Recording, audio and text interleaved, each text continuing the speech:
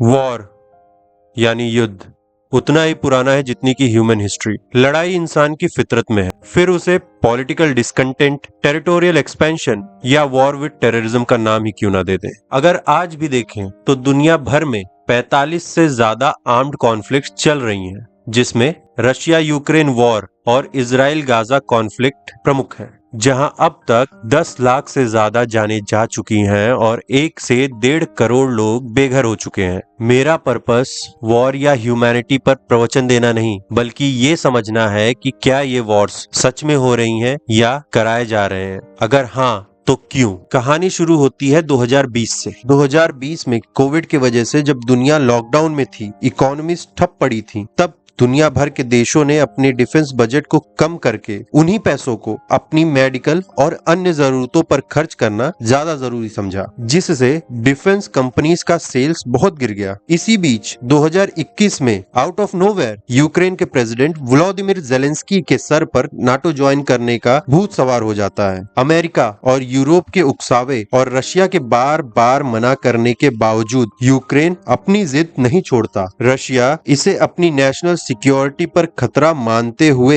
Ukraine पर war declare कर देता है। इस वॉर के स्टार्ट होने से 2 मेजर डेवलपमेंट सामने आते हैं। पहला तो ये, रशिया जो कि दुनिया का सेकेंड लार्जेस्ट वेपन्स एक्सपोर्टर था, उस पर इतने सैंक्शंस लगा दिए गए जिससे रशिया किसी को वेपन्स एक्सपोर्ट ही ना कर पाए। और दूसरा, इस वॉर को देखकर दुनिया के वो देश जो कोरोना के वजह से अपना डिफेंस बजट कम कर रहे थे, अब वो भी अपना डिफेंस एक्सपेंडिचर बढ़ाने में लग गए, वह भी तेजी से। इन दोनों बातों से हुआ ये कि एक तरफ जहां रशिया पर सैंक्शंस से वेपन्स मार्केट में कंपटीशन को कम कर दिया गया, वहीं दूसरी तरफ रशिया का डर दिखाकर डिमांड बढ़ा दी गई। क्या लगता है इससे सबसे बड़ा फायदा किसे हुआ होगा? अमेरिका और उसकी डिफेंस मैन्युफैक्चरिंग कंपनीज को। रशिया यूक्रेन वॉर कोई पहला इंसिडेंट नहीं है और ना ही आखिरी होगा। इससे पहले Syrian civil war, Afghanistan war, Iraq war, list लंबी है। वजह चाहे जो भी हो, लेकिन मोटिव क्लियर है,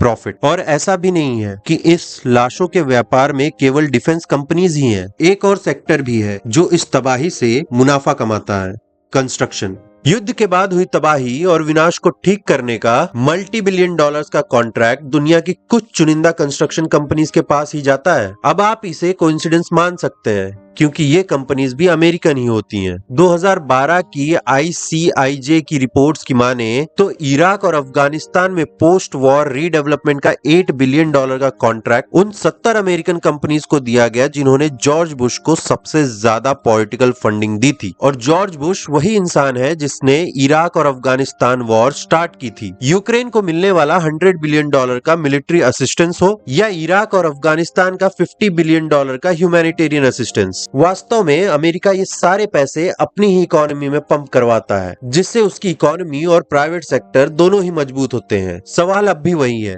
क्या ये वॉर सच में हो रहे हैं या कराए जा रहे हैं? सवाल एक और भी है, क्या इंसानियत इतनी गिर गई है कि थोड़े से प्रॉफिट के लिए किसी की जान ले ले? इन सवालों का जवाब मैं आपसे जानना चाहूंगा। Feel free to share your view point. I would love to know your opinion.